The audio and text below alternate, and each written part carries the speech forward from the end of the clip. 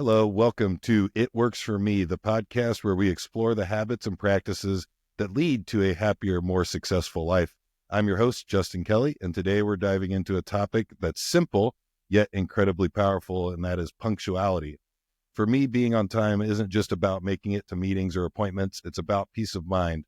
I've learned that leaving early helps me avoid the anxiety of rushing, and it allows me to show up calm and focused, but it's more than just personal stress relief. Being punctual is a way to show respect and care for others. It communicates your time is valuable, and that mindset fosters positive relationships and keeps me grounded in a positive state of mind. Today, I have with me a special guest joining us, Mayor Scott Willis of Westfield, Indiana. Mayor Willis isn't just a leader in our community. He's someone who truly understands the power of discipline and punctuality. As a Marine colonel and an active member of our community, his commitment to service is remarkable. He serves on the Westfield Public Library Board, the Student Impact Board, and the YMCA Steering Committee. He's also part of the President's Council for Purdue University and is deeply involved in multiple veteran organizations. And Scott, with such a full plate of responsibilities, I don't understand how you have the time to do everything that you do. So I'm excited to learn from you how you get all of these things done and manage your time as effectively as you do. Yeah, and some of those boards I've actually shed since I became mayor. Oh, yeah. Sorry about that. My calendar may be the simplest it's been in my entire life in terms of being pulled in a million different directions. But I usually run 100 miles an hour in 100 different directions. And I kind of thrive in that environment. And so what was I guess before becoming mayor, then how did you manage all of those different aspects of your life that you were kind of taking on all at the same time? Yeah, so I own two businesses. I was in the Marine Corps Reserves, and in my last 3 or 4 years in the Marines, I was traveling. I was gone 2 out of every 4 weeks, traveling across the country. I was on Westfield City Council. I was on all those boards that you were talking about. Again, I had a lot of coals in the fire, and it's really important when you're juggling that many balls at once that you understand what's important at that moment in time and what's not. You don't need to have all of that running through your brain at the same time. So compartmentalizing, sitting down and focusing on whatever the task at hand is at that moment in time and then moving on, disconnecting and moving on was certainly critical to be able to juggle all those balls. And for sure, I would assume I have some military relatives. Did that shape your view on being on time and how that kind of stuff works? Did that get drilled into you kind of? It did. Part of me, I'm very OCD. I'm very disciplined. The Marine Corps certainly shaped a lot of that, but it was kind of in my DNA before joining the Marines. Marines just took it to a whole new level. But yeah, in the Marine Corps, if you're 5 minutes early, you're late. Mm-hmm. And that was bred into us very early in my career. And so I've always prided myself in making sure that I'm on time, quite frankly, that I'm early. And you hit the nail on the head, just the peace of mind of not panicking as you're screeching across town trying to get somewhere because you know you're late. That's stress and anxiety that nobody needs in their life, especially today. So planning ahead and being disciplined. I live off my calendar. Quite frankly, it controls my life. If you're not on my calendar, you're not on my calendar for the day. I mean, I don't deviate from. I don't have any bandwidth to adjust midstream in the middle of the day. So I try to stay very disciplined and use the tools at my disposal to keep me on track. I love the if you're not 5 minutes early, you're late, because that's exactly, I mean, I might get some crap from my wife because there are times that I'm late for things that I think maybe not as important, maybe some weekend events and things like that. But what I would like to also ask you is, I'm in a leadership role with work. How do you think, with the punctuality, being on time, how do you think that impacts your leadership, or impacts, I guess, the view of you as a leader, especially now that you're, mayor of Westfield? Well, certainly showing up late for a meeting, you've just sent the signal to the person that they're not as important as you are. And that's not a message you want to send to anybody, especially in a leadership role, where you're asking people to respect you, to follow your vision. To do that, you have to give them the respect back. And showing up late for a meeting that they've carved out their time for is incredibly disrespectful, quite frankly. It just sends a horrible message. And so I've always tried to keep that in mind, that if I'm committed to a meeting, if I'm going to be there, I'm going to be there and show them respect and be ready when the meeting starts. Be focused on whatever you're discussing at that moment in time, and then moving on to the next. As mayor, I mean, you look at my calendar right now. If you ask to get 20 minutes on my calendar, we're 3-4 weeks out. I literally go meeting to meeting to meeting, and some of those require me to get in a car and travel. So I don't let people run over for me, quite frankly. I give you the time we've set aside. I'll be incredibly focused during that meeting, and then I'm out. I completely appreciate that. And another thing that I kind of wanted to get out there is the way that I kind of treat my leadership presence with work and things like that, and just professionally, is nobody that reports to me will tell you different. I don't expect you to do anything that I wouldn't do. So, and so like, for example, if a toilet backs up at one of our offices and everybody's busy with taking care of patients, I'm going to go fix that. I'm either going to clean it, do what I need to do, figure out how to get the right people out there to fix it, whatever it is that's needed. Because if I'm not there because I'm visiting another site, people have seen me do that. They know that they would step up and do that themselves. So I don't ever ask somebody to do something without them expecting me to do it as well. So yeah, it's leading by example, right? It's leading from the front. And at the end of the day, it's really hard for you to hold your employees accountable to behaviors that you're not exuding yourself. Exactly. And I would never I don't accept as mayor, people show up to my meetings late. I don't have the time again. I don't have the time to spend 10 minutes waiting on you to show up so we can be productive. It sets my entire calendar off for the rest of the day. So I demand you're there on time and ready to go. And I will give you that same respect back and being ready and being there on time as well. And I think that just sets a great precedent for future events, meetings, anything like that. And then again, back to the original kind of through line of this podcast, those people will be less stressed if they are on time or early. That's right. So kind of switching gears, do you have any memorable experience where maybe you were on time and how it may have impacted your day or your career or your personal life? Unfortunately, I've got a few. The one here most recently I remember is I was supposed to be down at the State House to meet with the Speaker of the House, Speaker Houston. And it was something that I was trying to push to get it on the legislative agenda for this session. I asked for it. He carved out time. It's hard to get on my calendar. It's even harder to get on his. Yeah, I could imagine. And for whatever reason, it didn't get on my calendar. I don't know if my admin deleted it or something happened. It wasn't on my calendar. And I get a call from him. Hey, where are you at? You going to be here for this meeting? I'm like, holy cow, I'm in Westfield. I can't get there in an hour, let alone now. Mm-hmm. And talk about embarrassing. I mean, you're asking for a favor and you don't show up. Bad day. And luckily, he was gracious enough to give me another shot at it. And I assured you I was there very early for that meeting. But yeah, it leaves that sick feeling in your stomach. Like, wow, I just disrespected somebody that I need to get things accomplished for our residents and our community. It's not a good feeling. Of course. And just for like, I want to share some of my experiences, my background, I was not always somebody that was on time. That was something that was definitely learned, growing up in high school, college. I was definitely the kind of person I kind of maybe took after my mom, and she may not appreciate this if she's listening right now, but my mom's the kind of person that you tell her to be there an hour early because you want her to be there on time.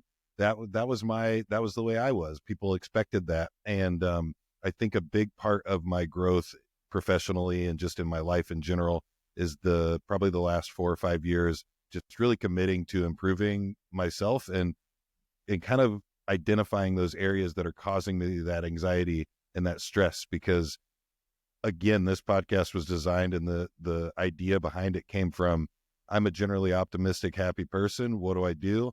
And it's actually been a decent amount of work. It's not all just automatic things that I've just kind of figured out or do subconsciously. The being on time is something that I've consciously had to work at. And I will also say, prior to GPS being on all of our phones and in all of our cars, that was another reason. I was always terrible with directions. So if I would get lost or if I was late, it was probably because I took a wrong turn going the wrong way. So that's one of the reasons that I really focused on doing this, to improve myself. And also when it comes to a recent instance of being late, it's typically, I don't have a specific instance, but I know a lot of the times it's what frustrates my wife is the weekends I look at as relaxing time. And if we have to be somewhere to hang out with friends, there will be times that I might move a little bit slower, and that's all on me. And then she has all the right in the world to be upset with me about those times. But she's very forgiving, and she's a great woman. So there's nothing else other than that I can say. With being on time and the struggle that some people might have, what kind of advice would you give? I know it's pretty simple and it's a pretty easy one with just saying leave earlier to get somewhere, or plan your day. What are some advice or some pieces of advice that you might have for somebody if they struggle with that on a regular basis? Yeah, this little thing right here, I think most of us have these now, right? Yep. Well, no, anybody doesn't have an iPhone on them or some kind of a cell phone on them at any given time. And there's a little thing called alarms. And when I go into meetings and I know I'm meeting with somebody that maybe the conversation's intense, or I know I've got a talker that typically meetings run late when I'm with that person, I'll set my alarm. If I know I have to be done at 1:00 for my next meeting, I'll set it 15 minutes out and I'll let it purposely go off.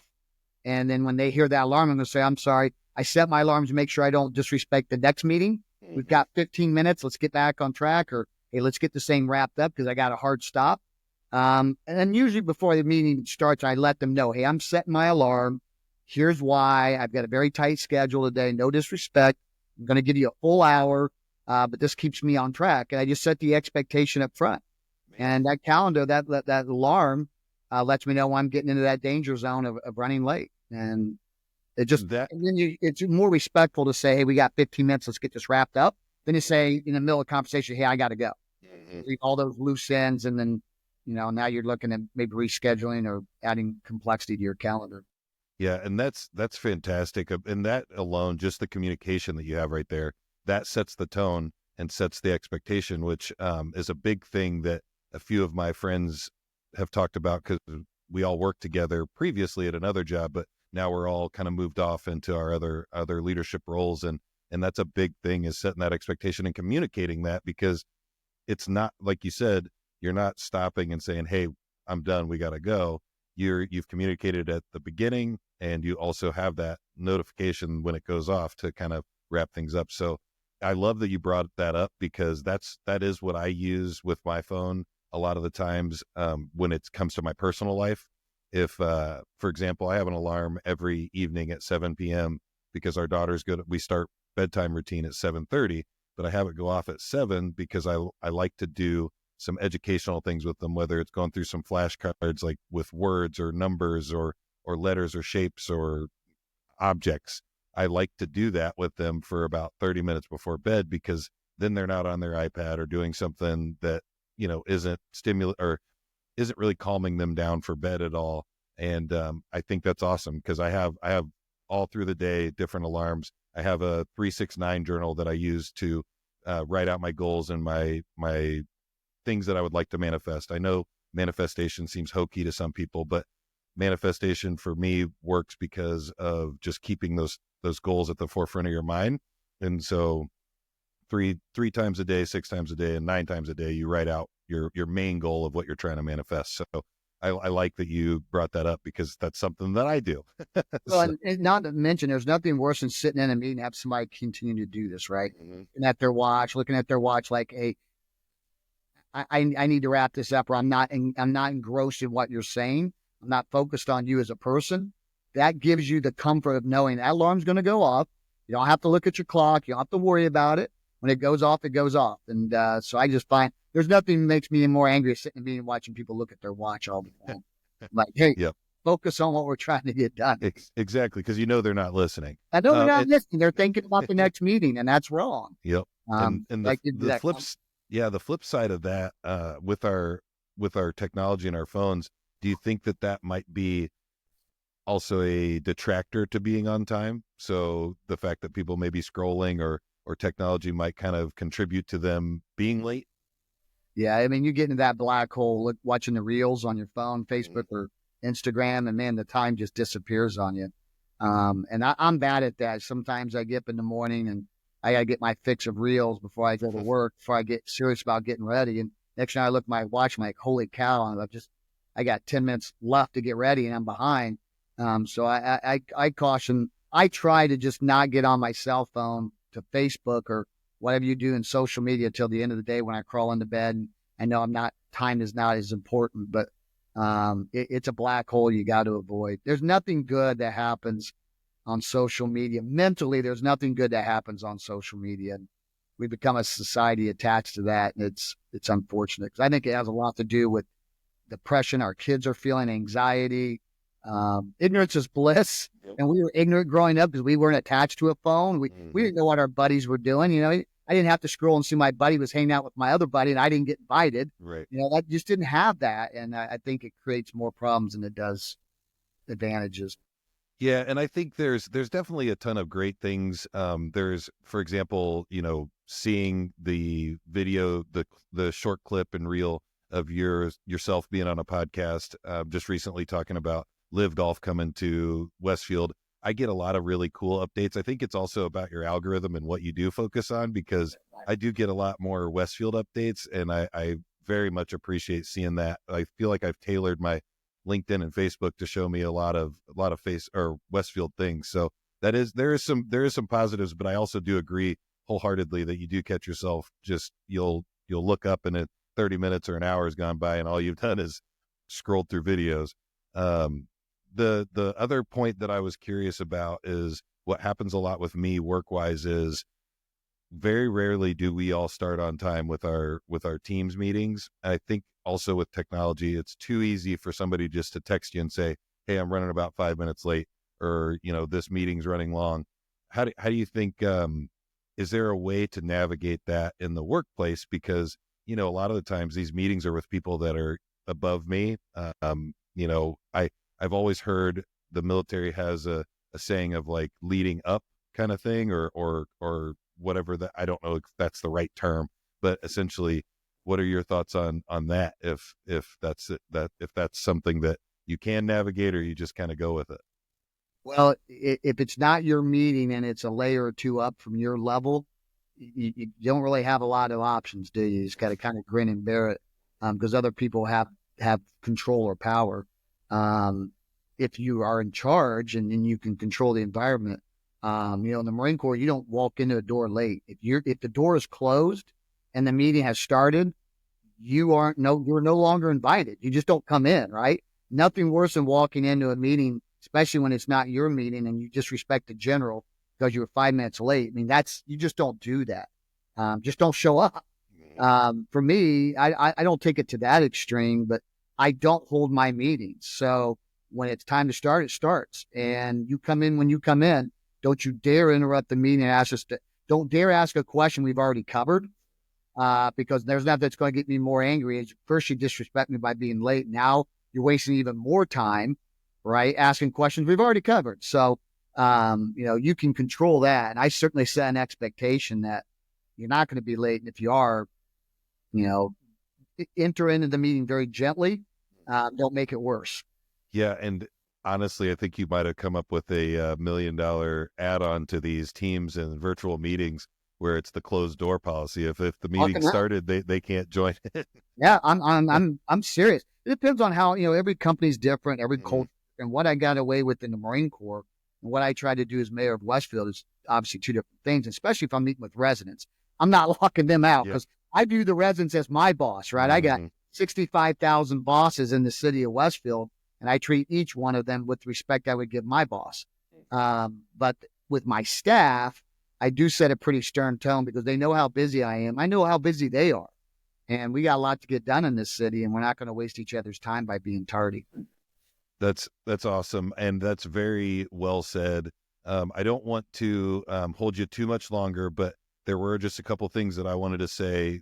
We kind of usually end these. And again, for the listeners, I apologize for this being a little bit shorter of an episode. This is all completely on, again, scheduling. And I got a meeting thrown on my schedule last minute before we had planned this podcast out. But I want to say what works for me is the things that we've already talked about, which is getting to places early, leaving, giving myself time to think about my day. Usually when I wake up in the morning, I kind of visualize like how my day is going to go. When I wake up, I think, this is how the morning's going to go, drop the girls off. This is how my meetings are going to go. I check my calendar just to make sure that I know where everything's going to lay for the day. And obviously things change, priorities change, things pop up. But for the most part, I think that provides me a level of comfort and lessens my anxiety for the day. So those are the things that work for me to keep me in a positive mindset.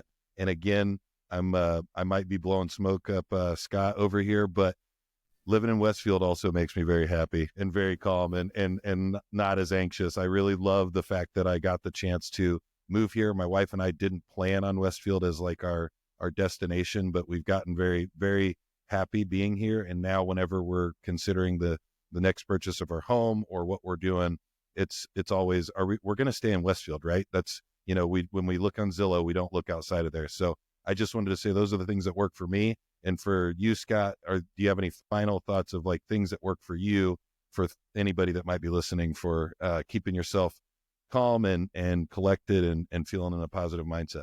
Yeah, just in terms of time management, the other thing that I do we didn't touch on is, hey, life happens, traffic happens. Sometimes you're just going to be late.